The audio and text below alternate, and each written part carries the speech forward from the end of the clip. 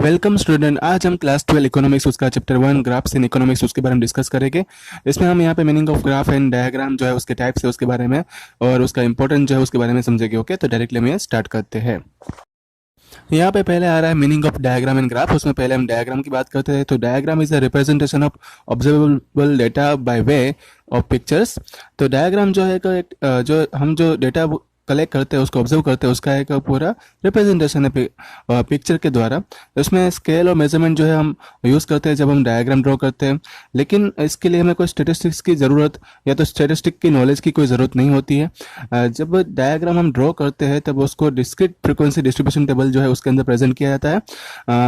मतलब कि जो दूसरे वर्ड में बात करें, दूसरे शब्दों में बताई तो डायग्राम जो है वो खुद के समझने के लिए, मतलब सेल्फ एक्सप्लेनेटरी डेटा जो है उसके लिए ड्रॉ किया जाता है। उसमें पर्सन को स्टेटिस्टिक की कोई नॉलेज की ज़रूरत नहीं होती है डायग्राम ड्रॉ करने के लिए या समझने के लिए। डायग्राम जो है वो कंपनी अब इसलिए ड्रॉ करती है क्योंकि वो एक अटेंशन देना चाहती है।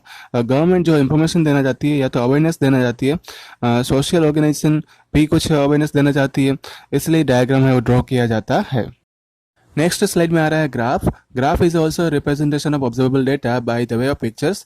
तो ग्राफ भी वही चीज़ है जो डायग्राम में देखा था कि जो डेटा हम ऑब्जर्व करते हैं उसका रिप्रेजेंटेशन है। But graph is drawn for statistical information which is not self explanatory. Graph जो है उसमें सेल्फ एक्सप्लेनेटरी के लिए ड्रॉ किया जाता नहीं है। ग्राफ जो है उसमें कंटिन्यूस फ्रीक्वेंसी डिस्ट्रीब्यूशन टेबल जो है उसमें ड्रॉ किया जाता है। और इसमें जो सिंप्लीफाई करने के लिए स्टेटिस्टिकल टूल का यूज़ होता है। मतलब आपको स्टेटिस्टिकल नॉलेज होनी चाहिए। ग्राफ जो है वो बनाने के लिए स्टेटिस्टिकल इंफॉर्मेशन जो है वो कॉम्प्लेक्स फॉर्म में भी रह सकती है और मतलब कॉम्प्लेक्स टाइप की जो इंफॉर्मेशन है वो रहती है। ग्राफ जो है वो हम एक्सटेंड करने के लिए 4 क्वाड्रेंट का यूज़ करते हैं जो हमने क्लास 10 में देखा था। और इसमें जो है इंटरसेक्शन जो बनेगा वो एक्स एक्सिस और वाई एक्सिस के बीच में जो है प्लेन के अंदर हम बना सकते हैं। It can not be drawn without taking appropriate measurement. जो ग्राफ है उसमें मेजरमेंट होना ज़रूरी है, बिना मेजरमेंट के हम ग्राफ बना सकते नहीं हैं। नेक्स्ट स्लाइड में आ रहा है importance of the diagram and graphs in economics. तो ये देखा जाए अगर बोर्ड के हिसाब से तो ये क्वेश्चन इंपॉर्टेंट है। जो पीछे हमने जो दोनों डेफिनेशन देखी वो भी इंपॉर्टेंट थी। ओके, तो डायरेक्टली अब ये उसके इंपॉर्टेंस देखते हैं। तो पहले तो कभी स्टडी जो है सब्जेक्ट जो है इकोनॉमिक्स का सब्जेक्ट जो है उसमें डिफ़िकल्ट और कॉम्प्लिकेट चीज़ जो है वो ग्राफ और डायग्राम से ईजी बनाई जा सकती है। उसमें जो हमारे जो कन्फ्यूज़न है वो थोड़ा कम हम कर सकते हैं अगर हम ग्राफ या तो डायग्राम ड्रॉ करेंगे तब। दूसरा जो है कि थोड़े ऐसे इकोनॉमिक पैरामीटर का जो ट्रेंड होता है वेरियस ईयर तक जो बदलता रहता है उसको हम ऑब्जर्व कर सकते हैं सिर्फ एक ही डायग्राम या ग्राफ से। फिर जो चेंजेस होते रहते हैं वेरियस सेक्टर में इकोनॉमी के अंदर उसको हम इजीली समझ पाएंगे। फोर्थ पॉइंट यहाँ पे है कि कंपैरिजन जो है थोड़े इकोनॉमिक पैरामीटर रहते हैं, जैसे कि यहाँ पे बताया एग्जांपल दिया है groups and classes, region, sectors as well as time periods, उसका कंपैरिजन हम कर सकते हैं। फिफ्थ पॉइंट में ये बताया हुआ है कि इकोनॉमिक्स के थोड़े जो एस्पेक्ट रहते हैं वो अगर उसमें कुछ समझने में डिफ़िकल्टी आ रही है तो हम उसको अगर ग्राफ या डायग्राम से बताएंगे तो टाइम और एफर्ट्स जो है हमें कम लगा के रीडर जो रहेगा उसको समझाने के लिए ये एस्पेक्ट है बहुत ही इंपॉर्टेंट रहता है। मतलब कि ग्राफ और डायग्राम जो है वो ऐसी चीज़ बन जाती है जिसको देखकर रीडर जो है वो इजीली जो है इकोनॉमिकली डेटा जो होगा उसको अच्छे से समझ पाएगा। नेक्स्ट स्लाइड में आ रहा है aspect to be considered while drawing a diagram और ग्राफ। तो कौन कौन सी बातें हमें ध्यान में रखनी पड़ेगी जब हम कोई भी ग्राफ या डायग्राम बनाते होगे तब। तो उसमें पहला आ रहा है choice of types of diagram और ग्राफ एंड देयर प्रेजेंटेशन। दूसरा है उसमें क्लैरिटी। तीसरा है स्केल एंड मेजर। फोर्थ है उसमें रिप्रेजेंटेशन ऑफ एक्सिस। फिफ्थ है उसमें data table and source of data. और सिक्स्थ है उसमें method of calculating the data. अब है नेक्स्ट स्लाइड में टाइप्स ऑफ डायग्राम।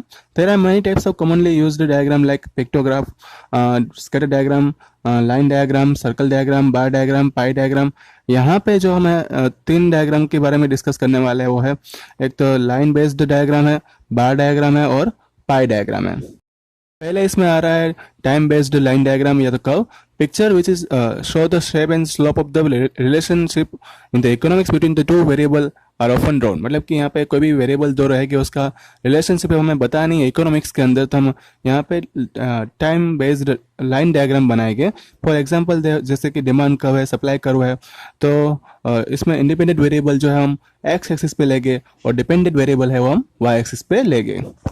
यहाँ पे जो है एग्जांपल बताया हुआ है लाइन डायग्राम का कि आपको एक टेबल दिया होगा तो उससे हम कैसा टाइम बेस्ड लाइन डायग्राम बना सकते हैं। तो उसका कर्व जो है वो अलग अलग साल के हिसाब से डिकेट्स के हिसाब से यहाँ पे बनाया गया है। फिर आ रहा है बार डायग्राम।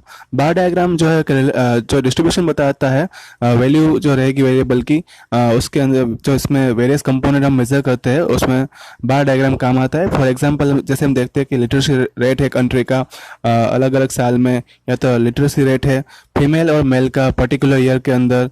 दूसरा हम बात करें तो वर्टिकल और हॉरिजॉन्टल बार जो है उसमें सभी वैल्यू के लिए अलग अलग बनाया जाता है। Separate bar is drawn for the each section और time period and height and length of the बार।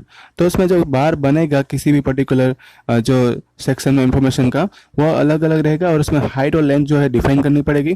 जो बार डायग्राम है क्या इंडिकेट करता है, it indicates the value of the that section और टाइम पीरियड। वो पर्टिकुलर टाइम पीरियड या तो डिकेट्स या तो जो भी हम इंफॉर्मेटिव डेटा रहेगा उसकी वैल्यू वो बताता है। फिर नेक्स्ट स्लाइड में आ रहा है टाइप्स ऑफ बार डायग्राम। उसमें 3 टाइप के जो है बार डायग्राम हमें यहाँ पे समझने हैं। उसमें पहला है सिंपल बार डायग्राम, क्लस्टर बार डायग्राम और डिवाइडेड बार डायग्राम। तो उसमें पहले है सिंपल बार डायग्राम। तो यहाँ पे उसका ग्राफ जो है बना के दिया हुआ है कि आपको एक टेबल दिया होगा उसमें आपको इन्फॉर्मेशन दी होगी, जैसे कि मंथ और सेल्स इन यूनिट यहाँ पे दिया हुआ है। तो उसके हिसाब से अगर टाइम पीरियड और सेल्स जो है उसका डायग्राम हम बनाए तो कैसा बनेगा यहाँ पे वो यहाँ पे बताया हुआ है। सभी जो इन्फॉर्मेशन है उसके लिए अलग अलग बार हमने ड्रॉ किया है। बीच में जो गैप रहता है वो सेपरेट गैप जो है वो सेम रहेगा सभी के बीच में। तो ये उसका फर्क था। दूसरा जो है क्लस्टर बार डायग्राम। क्लस्टर बार डायग्राम में जो ये एक ऐसा टाइप का ग्राफ है जिसमें हम कॉमन वेरिएबल और कॉमन बेस वेरिएबल जो है उसमें एक से ज़्यादा सेक्शन जो है देखने को मिलते हैं, मतलब कि जो पैरामीटर रहेगा उसमें ज़्यादा हम कंपैरिजन कर पाएंगे। Hence we get the cluster, मतलब इसलिए हमें क्लस्टर जो है बार का देखने को मिलता है। और the same base value of variable, मतलब कि एक बेस वेरिएबल जो हमने लिया होगा उसी में ज़्यादा हमें कॉमन वेरिएबल के ग्राफ जो है वो देखने को मिलेंगे। फॉर एग्जांपल हमने यहाँ पे लिया हुआ है कि एक लिटरेसी लेवल चेक करना है, 2 कैटेगरी हमने रखी है मेल और फीमेल की, और टाइम पीरियड हमने सेम रखा हुआ है। तो दोनों का बार जो हम ड्रॉ करेंगे तो दोनों की मेल और फीमेल की जो लिटरेसी लेवल होगा वो हम जो बना पाएंगे उसका बार बना पाएंगे और उसका क्लस्टर देखने को मिलेगा। तो एक विजुअल इफेक्ट और कंपैरिजन में हेल्प करने के लिए, या तो फिर जो उसको कलर बना के भी हम बता सकते हैं। तो ये सब कुछ चीज़ें हम क्लस्टर बार डायग्राम में कर सकते हैं और डेटा जो है हम कंपेयर कर सकते हैं। पे जो एग्जांपल दिया है क्लस्टर बार डायग्राम का, तो यहाँ पे जनवरी फरवरी में जो चॉकलेट सोल्ड हुई थी और मीडियम साइज़ की, लार्ज साइज़ की और स्मॉल साइज़ की, तो यहाँ पे उसका डेटा बना के दिया हुआ है हर एक मंथ में। तो अगर उसका हम जो उनकी क्लस्टर बार डायग्राम बनाएंगे तो यहाँ पे कैसा बनेगा वो दिखाई दे रहा है।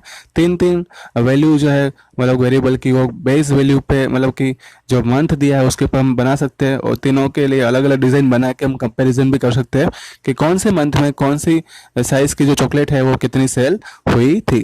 तो इस तरह से ये इंफॉर्मेटिव रहेगा और कंपैरिजन भी हो जाएगी। नेक्स्ट है डिवाइडेड बार डायग्राम।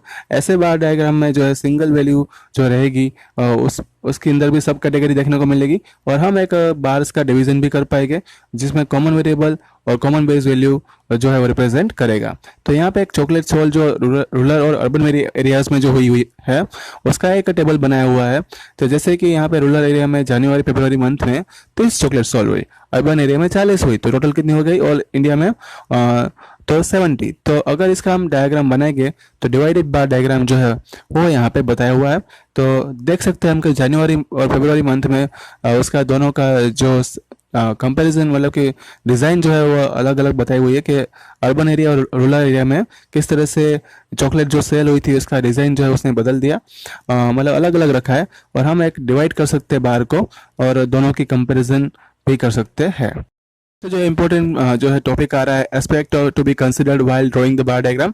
तो विथ जो है बार डायग्राम की वो कुछ भी डेटा बताता नहीं है, इसलिए जो विथ रहेगी कोई भी बार्स की उस इक्वल होनी चाहिए। दूसरा पॉइंट यहाँ पे बताया हुआ है कि जो लेंथ होती है सभी बार्स की वो उसकी वैल्यू के हिसाब से होती है, मतलब कि जो वेरिएबल रहेगा उसकी वैल्यू बताता है। तीसरा पॉइंट जो है सभी बार्स के बीच में जो डिस्टेंस रहता है वो इक्वल होना चाहिए और फर्स्ट बार से लेके जो लास्ट बार रहेगा उसमें गैप जो रहेगा वो इक्वल होना चाहिए।